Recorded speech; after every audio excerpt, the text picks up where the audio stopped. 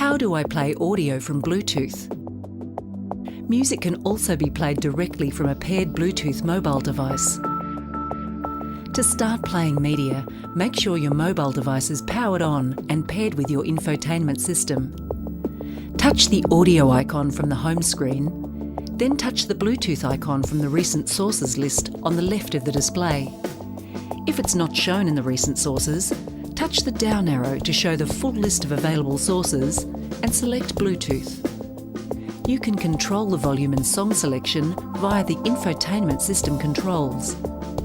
If Bluetooth is selected, yet no sound is present, check the volume settings on both your mobile device and the infotainment system. You can play music in a random order or by touching the shuffle icon. When displaying a list of songs, arrows and A to Z appear on the left side of the display. You can press A to Z to bring up a display that shows available letters. Select the letter you wish to view. The arrow buttons move up and down the list.